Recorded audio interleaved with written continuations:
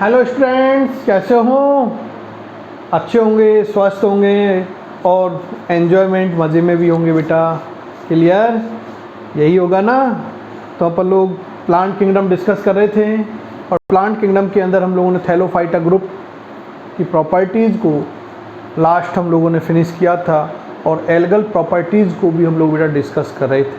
हमारे पास जो topic last हम लोगों ने जो स्टार्ट किया था बेटा आप लोगों के, वो टॉपिक था शैवाल एल्गी। शैवाल एल्गी के बारे में हम लोग लास्ट बेटा डिस्कशन कर रहे थे और कुछ बेसिक प्रॉपर्टीज को हम लोगों ने लास्ट तक कंप्लीट कर लिया था। आगे बेटा हम लोग कुछ बेसिक और कंसेप्ट यहाँ पर क्लियर करना चाहते हैं। वो कंसेप्ट ये है, यदि हम लोग बेटा इनके साइज और यदि आकृति की बात करें, शेप साइज की यदि हम लोग शैवालों की बात करें तो शेप साइज के अंदर भी ये क्या है, विविधता प्रदर्शित करते हैं। शैवाल डाइवर्सिटी रिप्रेजेंट करते हैं क्योंकि बहुत सूक्ष्म आकार से लेकर माइक्रोस्कोपिक साइज से लेकर और लगभग 100 मीटर तक लंबे भी आप लोगों के क्या हो सकते हैं, एल्गल स्पीसीज हो सकते हैं। क्लियर? लगभग आप लोगों के 100 फीट तक, 100 मीटर तक यदि हम लोग देखें तो एल्गल स्पीसीज हो सकती हैं। क्लियर? कोई प्रॉब्लम? तो हम लोग बेटा यहाँ माप एवं यदि हम लोग बेटा बात करें आकार की, तो इसके अंदर शैवाल क्या दर्शाते हैं, विविधता प्रदर्शित करते हैं। ये पॉइंट अपन लोगों ने बेटा अभी जस्ट डिस्कस किया है। यदि आप लोग एनसीईआरटी के अंदर बेटा लैंग्वेज रीड करोगे तो उसमें आपको नज़र आएगा कि जो ये शैवाल प्रजाति है माइक्रोस्कोपिक सूक्ष्मदर्शक एक कोशिकीय, जैसे क्लेमाइडोमोनास एक कोशिकीय है, यूनिसेलुलर है, माइक्रोस्कोपिक है, से लेकर कॉलोनियल रूप में भी प्रेजेंट होते हैं और जैसे कि वॉलवॉक्स, और यहाँ तक कि तंतुमय जैसे यूलोथ्रिक्स, स्पाइरोगायरा तक भी हो सकते हैं। और कई शैवाल प्रजातियाँ तो विशालकाय भी होती हैं, जैसे कैल्प। कैल्प एक बेटा शैवाल प्रजाति है जो कैसी होती है, विशालकाय होती है। कैसी होती है बेटा, विशालकाय एल्गल स्पीसीज है। तो ये हम लोगों ने बेटा लास्ट नेक्स्ट डिस्कशन किया है। आगे हम लोग बेटा बात करते हैं। तो बेटा ये जो शैवाल हैं, ये शैवाल यदि इनके अंदर बात करें, कोशिका की बात करें, तो सामान्यतः जो शैवाल होते हैं वो आपके एक कोशिकीय भी हो सकते हैं और बहु कोशिकीय प्रकार के भी हो सकते हैं, मल्टी सेलुलर टाइप के भी हो सकते हैं। और इनके अंदर यदि मैं कोशिका के प्रकार की बात करूं तो कोशिका का जो प्रकार होगा बेटा वो कौन सा होगा, यूकैरियोटिक। इनके अंदर यूकैरियोटिक प्रकार की कोशिका पाई जाएगी, ससीम केंद्र की प्रकार की कोशिका पाई जाती है। इट मीन्स इनके कोशिका के अंदर वेल डेवलप्ड न्यूक्लियस होगा, सुविकसित केंद्रक पाया जाता है, केंद्रक के चारों ओर आवरण होगा, अधिकांश कोशिकांग उसके अंदर पाए जाएंगे, प्रकाश संश्लेषी होते हैं शैवाल, इसलिए हरित लवक भी इनके अंदर पाया जाता है। और एक शैवाल के अंदर एक विशेष प्रकार की रचना बेटा द्रक बिंदु आई स्पॉट भी पाए जाते हैं। क्लियर? एनी कोई प्रॉब्लम? आगे बेटा हम लोगों ने जो लास्ट प्रीवियस वीडियो में आप लोगों ने देखा होगा, मैंने एक पॉइंट आप लोगों के सामने रिप्रेजेंट किया था कि जो शैवाल होते हैं या थैलोफाइटा समूह के जो पादप होते हैं अधिकांशतः स्वयंपोषी होते हैं। इसका मतलब प्रकाश संश्लेषण की क्रिया के द्वारा ये अपने भोजन को स्वयं बनाते हैं। तो बेटा इन पादपों के अंदर क्या होता है, कुछ प्रकाश संश्लेषी वर्णक पाए जाते हैं जो प्रकाश संश्लेषण के लिए जिम्मेदार होते हैं। और प्रकाश संश्लेषी वर्णकों की जो मैंने बेटा बात की वो आप लोगों के क्लोरोफिल की बात की, कैरोटिन की बात की और आपके फाइकोबिलिन की बात की। ये मुख्यतः 3 प्रकार के प्रकाश संश्लेषी वर्णक इन शैवाल प्रजातियों के अंदर पाए जाते हैं। तो इन्हीं प्रकाश संश्लेषी वर्णकों के आधार पर, और देखें तो कोशिका भित्ति के संगठन के आधार पर, संचित भोज्य पदार्थ के आधार पर, आगे कई और अन्य गुणधर्मों को भी आधार माना गया था। और उसके आधार पर शैवालों को मुख्यतः 3 वर्गों के अंदर वर्गीकृत किया गया है। और वो वर्ग मैंने बेटा प्रीवियसली भी आप लोगों को मेंशन किए थे, उसके बारे में आपको मैंने बताया था। फर्स्ट आप लोगों के था क्लोरोफाइसी वर्ग के शैवाल, दूसरे थे बेटा आपके फियोफाइसी वर्ग के शैवाल, और थर्ड थे आप लोगों के रोडोफाइसी वर्ग के शैवाल। Clear? First is the Chlorophyceae class algae, second आप लोगों के थे फियोफाइसी वर्ग के शैवाल, और थर्ड आप लोगों के थे कौन से? रोडोफाइसी वर्ग के शैवाल। क्लियर? यही थे ना? तो बेटा आज के इस क्लास के अंदर अब हम लोग उनके बारे में डिटेल स्टडी जो हमारे मेंशन हैं, जो हम लोगों के लिए यूजफुल है, वो हम लोग आगे डिस्कस करते हैं। तो आगे हम लोग अब बेटा इनके वर्गीकरण की बात करते हैं, शैवालों का वर्गीकरण। तो नेक्स्ट हेडिंग आप लोग क्या मेंशन करोगे? अब शैवालों का वर्गीकरण, क्लासिफिकेशन ऑफ एल्गी, शैवालों का वर्गीकरण। शैवालों के वर्गीकरण में बेटा आपको क्या मेंशन करना है? केवल एक आधार से ही हम लोग यहाँ वर्णन करेंगे, क्योंकि शैवालों को बेटा अलग अलग वैज्ञानिकों ने अपने अलग अलग आधार मानकर उन्हें अलग अलग प्रकार से वर्गीकृत किया। लेकिन हम लोगों के एनसीईआरटी में नीट लेवल पर भी ज़्यादा हमें डीप में जाने की ऐसी कोई रिक्वायरमेंट नहीं है कि हम लोग हर क्लासिफिकेशन के बेस को यूज करें। हमें केवल जो हमारे पास एनसीईआरटी में मेंशन है उसको आधार मानना है और उसी के बेस पर हमें आगे की स्टडी करनी है। क्लियर? तो मैं बेटा उसी को आपके सामने रिप्रेजेंट कर रहा हूँ। बाकी के यदि देखें तो 11 क्लास तक भी 11 वर्गों तक भी शैवालों को बांटा गया था ना, वो भी है, लेकिन वो हमें ज़्यादा डीपली नहीं जाना है बेटा। तो मैंने यहाँ आप लोगों से क्या बोला है? वही केवल एक सिंगल आधार है, प्रकाश संश्लेषी वर्णकों की उपस्थिति, प्रकाश संश्लेषी वर्णकों की उपस्थिति एवं कोशिका भित्ति के संगठन और संचित भोज्य पदार्थ के आधार पर शैवालों को निम्नलिखित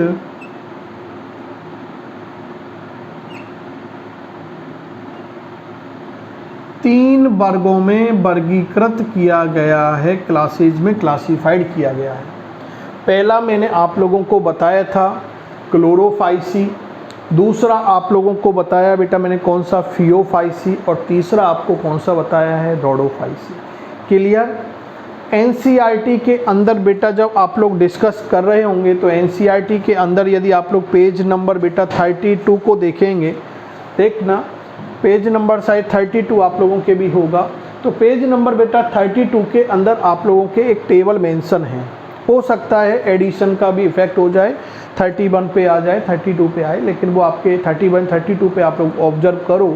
एनसीईआरटी आपके पास हो तो उस एनसीईआरटी से आप लोग इसको मैच आउट करो। मैं जो डिस्कस कर रहा हूँ उसको डिस्कस करने की अपन लोग कोशिश करते हैं, मिल बांट के अपन लोग इसको समझने की कोशिश करते हैं। क्लियर? और माइंड के अंदर 100% सेट आउट करने की भी कोशिश करते हैं। इस कंसेप्ट के साथ अब आपको चल पड़ना है मेरे साथ कि अब जिस टेबल को हम लोग आंख बंद कर भी रात को जब नींदों में हों तब सपने में केवल आपको ये टेबल ही नज़र आए। जिस दिन आप लोग ये वीडियो ऑब्जर्व कर रहे होंगे, सीन किया होगा, उस दिन रात को नाइट को सपने में केवल आपको ये टेबल ही दिखनी चाहिए। यदि दिख गई, देख लेना जिस बच्चे को नाइट को ये टेबल दिख गई या नाइट को सपने में इस टेबल के कंसेप्ट आ गए, इसका मतलब वो अपने आप को इस एल्गी के क्वेश्चनों के लिए कम से कम वो स्ट्रगल हो गया। 1 क्वेश्चन जो नीट के अंदर एल्गी से आपके पुटअप होने वाला होगा उसको आप लोग मेरे अकॉर्डिंग मानता हूँ कि 99-100% आप लोग उसको सॉल्व आउट कर दोगे। क्लियर? तो उस कंसेप्ट की ओर अपन लोग चलते हैं। टेबल आप लोगों के 32 पेज पर बना रखी है, उस टेबल को भी मैं आपके सामने यहाँ रिप्रेजेंट कर रहा हूँ। कोशिश करते हैं वही टेबल अपन लोग डिस्कस करें। ना, क्योंकि अदर करेक्टर भी हो सकते हैं, लेकिन हम केवल फिलहाल बात कर रहे हैं बेटा ऑन केवल अकॉर्डिंग टू एनसीईआरटी। और बेसिक ही नीट के अंदर 80 to 90% क्वेश्चन आप लोगों ने ऑब्जर्व किए हैं, प्रीवियसली पेपरों को भी आप लोग ऑब्जर्व करते हो, तो वहाँ क्वेश्चन जनरली हम लोग देख रहे हैं 2013 से लेकर और अभी तक नीट जो है एनसीईआरटी को ही फॉलो कर रही है, तो हम भी उसी को फॉलो करना चालू करें। तो सबसे पहले यदि हम लोग बेटा बात करें तो सवालों का पहला जो प्रभाग है जिसको हम लोग क्या बोलेंगे, डिवीजन बोलते हैं। फर्स्ट कॉलम आपके ये मेंशन है, सेकंड कॉलम में आप लोगों को क्या मेंशन करना है, सामान्य नाम, उसका कॉमन नेम, उस सवाल के वर्ग का, उसके बाद उसके अंदर कौन कौन से वर्णक पाए जाते हैं, तो प्रमुख वर्णकों की बात करनी है। अदर मेनी पिगमेंट प्रेजेंट हो सकते हैं, लेकिन मेनली कौन से पिगमेंट है उसकी हमें बात करनी है।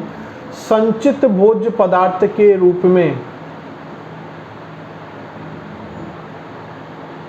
संचित भोजन के रूप में क्या पाया जाता है वो हमें डिस्कस करना है। कोशिका भित्ति की बात करनी है कि इसके अंदर कोशिका भित्ति सेल वॉल, क्योंकि हम लोगों ने डिस्कस किया था कि शैवाल पादप है और पादपों के सबसे बाहर की ओर सेल्यूलोज से बनकर ग्लैक्टोन से मिलकर एक क्या बनी होगी, कोशिका भित्ति बनी होती है, तो उसके बारे में बात करना है। हम देखते हैं कि अधिकांश जो शैवाल होते हैं उनके अंदर अलैंगिक जनन बीजाणुओं के द्वारा होता है, उनकी सतह पर हम देखते हैं कशाबिकाएँ पाई जाती हैं, तो कशाबिकाओं की भी हम लोग बात करेंगे। तो हम लोग बेटा अगला कंसेप्ट यहाँ पर जो देखेंगे वो कशाबिकाओं की संख्या को देखनी है कि कशाबिकाएँ उपस्थित तो हैं, तो कशाबिकाएँ उपस्थित है तो कितनी संख्या में हैं, 1 है, 2 है, 3 है, 4 है, 5 है, कितनी हैं, और उनके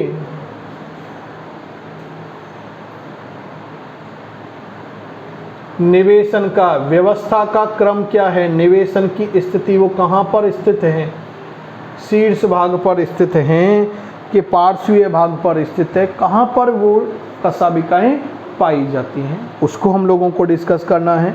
और लास्ट आप लोगों के जो कॉलम बेटा मेंशन करवा रखा है वो आपके किसके बारे में करवा रखा है, आवास हैबिटेट के बारे में करवा रखा है। और आवास के बारे में अपन लोगों ने मेनली तो देख लिया था बेटा कि ये जलीय होते हैं, एक्वेटिक होते हैं, तब तो अपन लोग 1 by 1 डिस्कस करते हैं। क्लियर, ये आप लोगों के बेटा कुछ बेसिक करेक्टर एनसीईआरटी ने दिए हुए हैं, इनके आधार पर हमें बेटा जो आपके तीनों क्लासें जो डिवीज़न दिए हुए हैं उनके बारे में पढ़ना है। फर्स्ट हम लोगों ने कहा है वो आप लोगों के कौन सा है, क्लोरोफाइसी। फर्स्ट कौन सा है, क्लोरोफाइसी। दूसरा कौन सा बेटा, फियोफाइसी। और तीसरी डिवीज़न या क्लास की बात करें तो वो बेटा आपकी कौन सी है, रोडोफाइसी।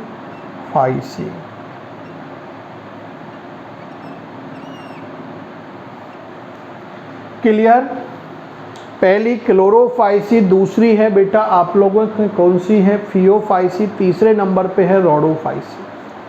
अब आपको ये याद रखना है कि एनसीईआरटी में ये ऑर्डर है बेटा, और यदि आप लोगों के माइंड में ऑर्डरली यदि अरेंजमेंट है तो सपने में आने वाली चीज़ें राइट आएंगी, और यदि आगे पीछे देख लिया तो सपने में घूमते रहेंगे, पहले पता नहीं क्या हो रहा था।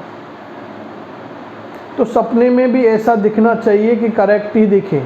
क्लियर, क्योंकि सपना तो आएगा ज़रूर है। जिस दिन यदि ईमानदारी के साथ इस टॉपिक को, इस कंसेप्ट को आप लोगों ने सीन किया होगा तो 100% आपको नाइट को सपना आएगा। देख लेना, नहीं आए तो मेरे को बता देना है ना कि सर नहीं आया सपना, तो मैं बोल दूंगा कि सपना चला जा, सपना आ जाना है, फिर आ जाएगा आपके पास। क्लियर, चलें तो बेटा हम लोग बात करते हैं इनकी सीक्वेंस की, ऑर्डर की। तो बेटा ऑर्डर को याद करने के लिए एक बेसिक कंसेप्ट मैं आपको बता रहा हूँ, एक छोटी सी ट्रिक है। वो ट्रिक क्या है, क्लोरोफाइसी को जब आप लोग इंग्लिश में लिखते हो तो सी आता है, फियोफाइसी को जब आप लोग लिखते हो तो पी आता है, रोडोफाइसी को लिखते हो तो स्टार्टिंग का लेटर जो आता है वो आर आता है। अब अल्फ़ाबेट में ए टू जब जेड की ओर हम लोग चलते हैं, मूव होते हैं, ए से लेकर जेड की ओर जाते हैं, तो हमारे पास बेटा पहले A B C D E F G H I J K L M N O P Q R S T ऐसे ही आएगा ना। तो देखेंगे पहले सी आएगा अल्फ़ाबेट में, फिर पी आएगा, फिर आएगा, और यही ऑर्डर है बेटा। क्लियर? तो एक तो ये पता चल जाएगा। आगे पीछे हो गया तो फिर मैं जो बताने वाला हूँ बेटा वो काम नहीं आएगा। फिर तो ये आपको बायोलॉजी जो अधिकांशतः देखते हैं आप भी उसको समझते हो, यहाँ तक कि मेरे को बोलना भी नहीं चाहिए लेकिन बोलना पड़ता है, क्योंकि कई टीचरों के अंदर भी हम लोग देख लेते हैं, वो भी ये बोल देते हैं, मेरे साथीगण बायोलॉजी वाले भी कई टीचर, कि बेटा बायोलॉजी एक थ्योरेटिकल सब्जेक्ट है। अदर सब्जेक्ट के टीचरों की भी हम लोग बात करते हैं तो इसमें बेटा याद करना होता है, थ्योरी तो है। बिल्कुल मैं इस बात का हमेशा खंडन करता हूँ बेटा, किसी भी चीज़ को नहीं याद करना है, समझना है। कंसेप्ट जब समझ में आ जाएगा कोशिश करें उसको सॉर्ट आउट करने की। जब सॉर्ट आउट आपके पास हो जाएगा तो वो नहीं रटना पड़ेगा। जो बच्चा मेहनत नहीं कर सकता, मैं यहाँ तक बोलता हूँ जो टीचर मेहनत नहीं कर सकता वो बच्चे को भी नहीं दे सकता सिंप्लीफाई करके। क्लियर? तो आपको मेहनत करनी है और आपको मैं सिंप्लीफाई करके दे रहा हूँ, इसलिए मुझे भी मेहनत करनी पड़ी थी। ऐसा नहीं है कि किसी बुक के अंदर कहीं पर ऐसा लिखा हुआ होगा, इसके लिए मेरे को भी मेरे माइंड को दिन भर लगाना पड़ता है और मैं इसी काम में गुथा पड़ा रहता हूँ कि बच्चे को किसी कंसेप्ट को कितनी इजी गोइंग तरीके से मैं रिप्रेजेंट कर पाऊँ जिससे बच्चा उस कंसेप्ट को बहुत इजी गोइंग तरीके से अपने अंदर ले पाए। नहीं तो अंदर नहीं ले पाएगा तो फिर मेरा पढ़ाना व्यर्थ हो जाएगा। क्लियर? और मैं जो रैंक प्रोड्यूस करवाना चाहता हूँ बच्चे पे, अंडर 100 रैंक में नीट के अंदर उसको दिलवाना चाहता हूँ, वो नहीं दे पाएगा, क्योंकि ये मेरा एक हमेशा टारगेट रहता है और उस टारगेट को कई बार मैंने अचीव भी करवा लिया है। अंडर 100 के अंदर AIR, अंडर 100 के अंदर विद 12th के साथ में नीट के अंदर रैंक प्रोड्यूस करवा चुका हूँ। क्लियर? तो वो कब होगा? जब अपन लोग उस कंसेप्ट को बहुत सिंप्लीफाई तरीके से आपके सामने रखेंगे, आप उसको गेन करोगे, तभी आप लोग आंसर दे पाओगे। चलें अगले कंसेप्ट में अपन लोग।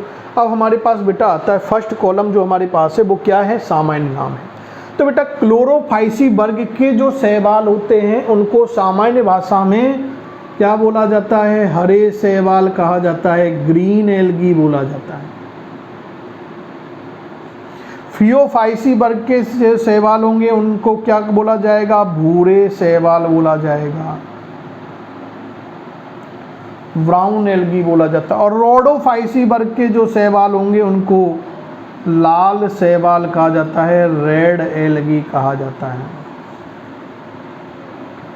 तो ये तो क्लोरो से तो आप समझ जाओगे, क्लोरोफिल एक पर्णहरित जो होता है वो हरे रंग का वर्णक होता है। ये तो आप सब जानते हो बेटा, 10th तक इन चीज़ों को पढ़ते हो। इसको मैं बताऊंगा तो कोई नई चीज़ नहीं बताने वाला। क्लियर? ये तो हर बच्चा जानता है और जानना ज़रूरी है, नहीं जानता है तो फिर जानना है ना, 9th-10th में वापस जाना पड़ेगा फिर आपको। क्लियर?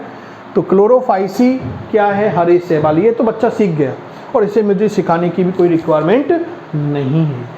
मुझे सिखाना है फियोफाइसी को। तो फियोफाइसी को मैं कैसे सिखाऊं बेटा आपको? तो बेटा देखो, एफ और भे, फे, भे, पे, भे, पे, भे, ऐसा कुछ एक जैसा सा लगता है। तो ऐसे एक जैसा सा लगता है तो उससे समझ जाना है। क्लियर? रोडो में देखेंगे तो रेड R से स्टार्ट होता है, लाल भी रेड जो कलर होता है वो R से स्टार्ट होता है। तो ये याद हो जाएंगे बेटा। 2 याद हो गए तो बेटा ऑफर चल रहा है। ऑफर क्या चल रहा है? 2 buy 1 get free। यदि 2 याद हो गए तो थर्ड वैसे ही याद हो जाना है, नॉर्मल है। क्लियर?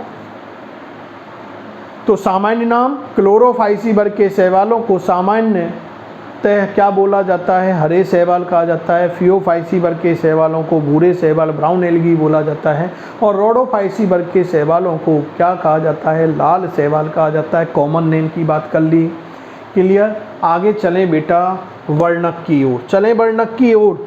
तो बेटा देखो, एक चीज़ तो मैं आपको बता देता हूँ और शायद आपको याद हो जानी भी चाहिए, सर ने भी बताई होंगी आपको, कि जो क्लोरोफिल वर्णक होता है ये सार्वत्रिक वर्णक होता है, प्रकाश संश्लेषी वर्णक होता है, सामान्यतः हर पादप प्रजाति में पाया जाता है। एवरी प्लांट स्पीसीज के अंदर क्लोरोफिल ए प्रेजेंट होता है। So chlorophyll A is a universal, और chlorophyll is a universal pigment. Clear? हर पादप में क्लोरोफिल होगा, क्लोरोफिल में भी क्लोरोफिल ए अर्ब के अंदर होता है। चलें, तो इस कंसेप्ट से मैं यदि बात करूं तो हर के अंदर मैंने बोला है क्लोरोफिल पाया जाएगा। मैं क्लोरोफिल को शॉर्ट में लिख रहा हूं CHA, तो ए हो गया, इसमें भी क्लोरोफिल ए, इसमें भी हो गया क्लोरोफिल ए, हो गया सर, सब में क्लोरोफिल ए है, क्योंकि सर अभी आप ही ने तो कहा है सार्वत्रिक है, क्लोरोफिल वर्णक हर पादप प्रजाति में पाया जाता है, और क्लोरोफिल में भी क्लोरोफिल ए सार्वत्रिक होता है। अब कुछ नहीं करना बेटा, आपको यदि ऑर्डरली याद होगा तो मेरा जो रूल है वो फॉलो हो रहा होगा। यदि आप लोगों ने चेंज कर दिया तो फिर मेरे को दोषी मत ठहराना बेटा, उसका जिम्मेदार मैं नहीं हूँगा। सर आपने ये करवाया है, सर तो कह रहे हैं बेटा हर चीज़ को सिक्वेंटली याद करने की कोशिश करो। जब एक बार आप लोग उस चीज़ को सिक्वेंटली माइंड में सेट कर लोगे तो शायद इस टेबल को कभी भी लाइफ में, मैं बोल रहा हूँ, देखने की ज़रूरत नहीं पड़ेगी। हर बार रात को सपने में केवल आपको ये टेबल घूमती हुई नज़र आएगी। सब में क्लोरोफिल ए लिख दिया। अब बेटा क्या करना है, ए लिख दिया, अल्फ़ाबेट आते हैं ना सब पे, ABCDEFG तक आते हैं ना, नहीं आते हैं तो नर्सरी में एडमिशन लेना, फिर क्लियर, वहाँ सिखाएंगे। मैं तो अभी नहीं सिखा सकता बेटा, मेरे पे भी नहीं आता है, क्योंकि मैं सिखाने लग गया तो मेरे को भी फिर नर्सरी पढ़ाने की हैबिट बन जाएगी। क्लियर? तो अब केवल क्या करना बेटा, ए के बाद कौन सा आता है, लेटर अल्फ़ाबेट का बी आता है, तो लिख दो बी। यहाँ बी लिख दिया तो अगले में क्या लिखेंगे, सी, और सी लिख दिया तो अगले में क्या लिखेंगे, डी। अरे अगला है ही नहीं ना ई, तो मैं ई लिखूं। अगला यदि कोई नंबर होता तो मैं ई भी लिख देता, क्योंकि क्लोरोफिल ई भी होता है। क्लियर? तो ये कंसेप्ट हो गया। क्लोरोफाइसी वर्ग के शैवालों में क्लोरोफिल ए और क्लोरोफिल बी वर्णक पाए जाते हैं। फियोफाइसी वर्ग के अंदर क्लोरोफिल ए और क्लोरोफिल सी पाए जाते हैं। रोडोफाइसी के अंदर क्लोरोफिल ए और क्लोरोफिल डी पाए जाते हैं। क्लियर? यहाँ तक कोई प्रॉब्लम? आगे बेटा मैं बात करता हूँ कि क्लोरोफाइसी में ये तो क्लोरोफिल ही होगा, लेकिन फियोफाइसी वर्ग के शैवालों के अंदर भूरा रंग प्रदान करने वाला भी वर्णक होगा। जो कैरोटिन अपन लोगों ने बोला था उसमें जेंथोफिल आता है, और जेंथोफिल 20 प्रकार के होते हैं, उनमें से एक प्रकार आता है बेटा फ्यूकोजेंथिन। तो अगला कौन सा होगा, फ्यूकोजेंथिन। अरे कुछ नहीं है, ऑप्शन देते नीट में, याद कर लेना बेटा, एफ से एफ को मैच कर लेना ना।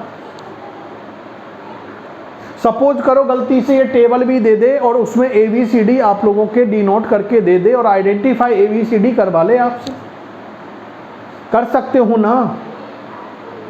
मेरे हिसाब से कोई प्रॉब्लम नहीं आनी चाहिए बेटा। तो Phaeophyceae fucoxanthin, Phaeophyceae fucoxanthin, Phaeophyceae fucoxanthin. Clear? अब आएगा बेटा रोडोफाइसी की बात करें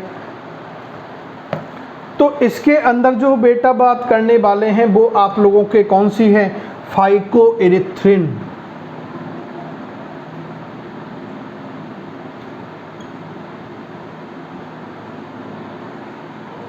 क्लियर?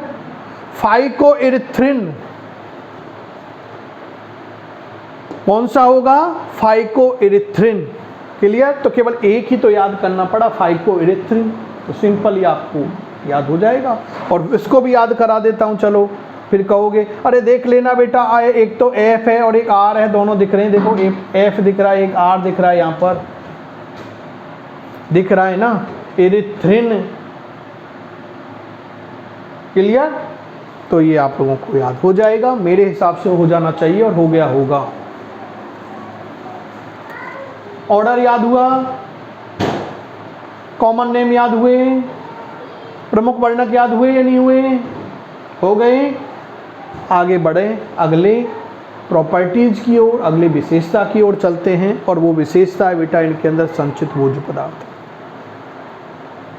हम लोगों ने भी लास्ट प्रीवियसली बेटा बात की थी कि थैलोफाइटा वर्ग के सदस्यों के अंदर, शैवालों के अंदर जो संचित भोज्य पदार्थ होता है, वो संचित भोज्य पदार्थ बेटा स्टार्च होता है।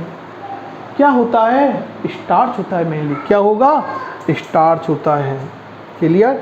तो संचित भोज्य पदार्थ की बात करूं तो मैं तो यहाँ तो भैया स्टार्च लिख देता हूँ, मेरे पे और कुछ नहीं आता है। अब फियोफाइसी वर्ग की बात करूंगा तो इसके अंदर बेटा क्या लिखना है? एक मैनीटॉल है,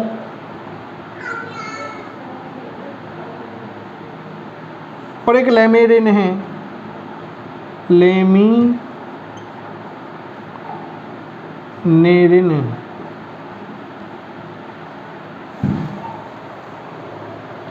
क्लियर? स्टार्च हो गया।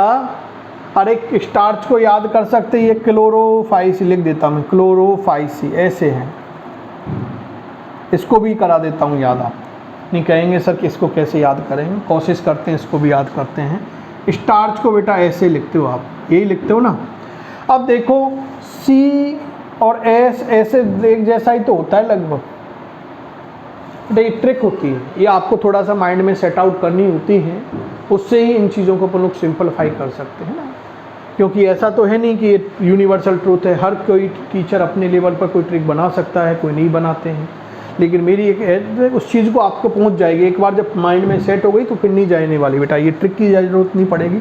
तो सी एस एक जैसा सा लगता है, तो याद कर लेना क्लोरोफाइस यानी स्टार्च, क्लोरोफाइस यानी स्टार्च हो गया। अब इसके अंदर हम लोगों ने क्या याद कर रहे हैं? मैनीटॉल, एक तो क्या है मैनीटॉल है, और एक क्या है लेमिनेरिन है।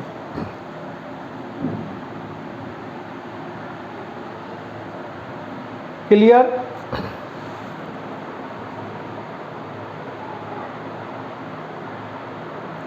अब आती है रोडोफाइसी। तो रोडोफाइसी के अंदर बेटा जो होगा वो क्या होगा? आप लोगों के स्टार्च होता है, लेकिन कौन सा होता है? Floridean, floridean starch. अरे पहले में स्टार्च, दूसरे में स्टार्च, बीच में मैनीटॉल और लेमिनेरिन। फर्स्ट में स्टार्च, लास्ट में स्टार्च, और बीच में मैनीटॉल और लेमिनेरिन। याद हो गया ना? बस एक बार बोल लेना माइंड में बेटा। इस तरह से मैंने बात वही कही है कि ऑर्डरली याद होगा तब काम चलने वाला है, नहीं तो फिर मेरे कंसेप्ट काम नहीं आने वाले हैं। फिर तो आपको जैसा दे रखा है वैसा एज डिटो बार बार पढ़ना पड़ेगा। हमेशा कहोगे, वही जो एक ह्यूमन हैबिट होती है, सर पढ़ते हैं भूल जाते हैं, स्वाभाविक है। टीचर भी वही होता है, कई बार टीचर भी अपने कंसेप्ट को भूल जाता है, क्योंकि ये तो बेटा हम अपनी लाइफ के अंदर क्या करते हैं, एक ही कंसेप्ट को एक साल में 10-15 बार यूज करते रहते हैं। हम लोगों ने इस लाइन के अंदर, जैसे मेरे को लगभग वो 15 ईयर का एक्सपीरियंस हो गया है, तो 15 सालों के अंदर बेटा मैंने हर टॉपिक को लगभग हज़ारों बार रीड आउट कर लिया, उसे पढ़ा दिया। तो फिर स्वाभाविक है वो आएगा। लेकिन बार बार, अब एक बार पढ़ा दिया उसको फिर अगले टाइम पढ़ाएंगे, तो उससे पहले हमें कुछ आइडियाज़ उसके बारे में होना ज़रूरी है, क्योंकि माइंड में हर चीज़ ऐसा नहीं कि 100% सेव होती है। ये साइकोलॉजिकल फैक्ट है कि जो पढ़ते हैं वो 100% सेव नहीं होती है। और ऊष्मागतिकी का, थर्मोडायनेमिक्स का रूल भी होता है, आप लोग फिजिक्स केमिस्ट्री में पढ़ते होंगे, है ना, कार्नो इंजन वगैरह पढ़ते होंगे, और आप इकोलॉजी में भी काम आएगा, मैं बता दूंगा आपको, क्योंकि खर्च हो जाती है तो कुछ चीज़ तो भूलते हैं, स्वाभाविक होती है। मैं भी भूल सकता हूँ, हो सकता है कुछ कंसेप्ट आपको पढ़ाते समय मेरे माइंड में भी नहीं आए, मेरे माइंड में भी नहीं आए, हो सकता है, स्वाभाविक है, ह्यूमन हैबिट है। कोई कंसेप्ट माइंड से स्लिप हो जाती है तो उस समय हम लोग उसको नहीं बता पाते हैं। क्लियर? आगे देखें बेटा, अपन लोग कोशिका भित्ति की बात करते हैं। तो कोशिका भित्ति आपको बता रखी थी सेल्यूलोस, तो सब में आंख बंद करके डाल दो ना सेल्यूलोस।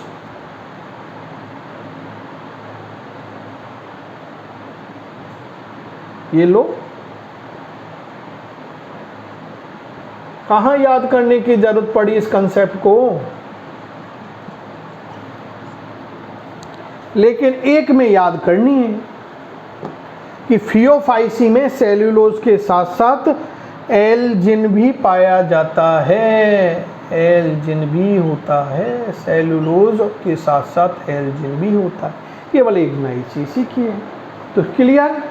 अरे रिजर्व फूड मटेरियल की बात करेंगे, स्टार्च लास्ट में, स्टार्च बीच में, मेनिटोर और लेमिनिन। कोशिका भित्ति की बात करेंगे तो सब में सेलुलोज सेलुलोज सेलुलोज, फियोफाइसी में एल्जिन। क्लियर, याद हो जाएगा, मेरे हिसाब से हो जाना चाहिए।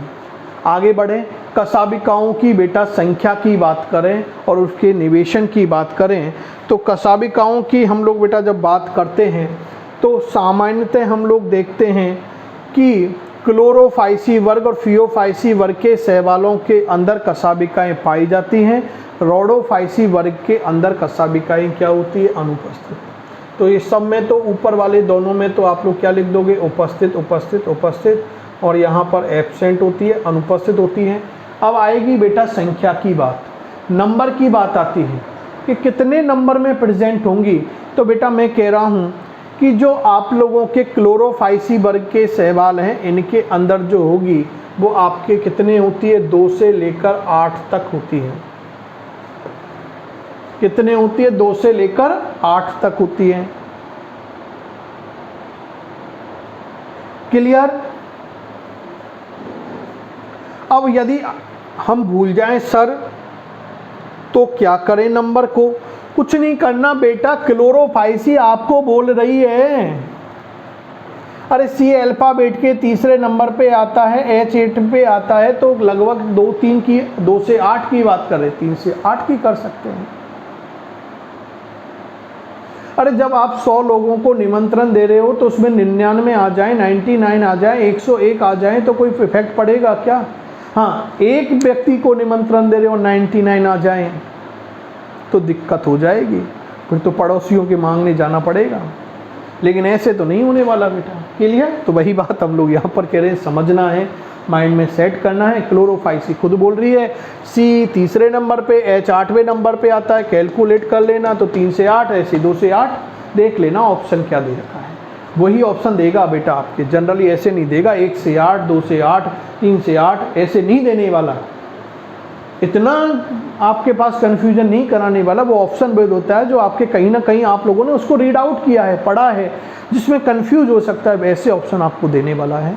क्लियर। तो ये आपके पास हो गया। अगले हम लोग बात करते हैं बेटा फियोफाइसी की। तो फियोफाइसी के अंदर कसाबिकाओं की संख्या बेटा कितनी होती है, 2। कितनी होती है, 2 होती है। क्लियर।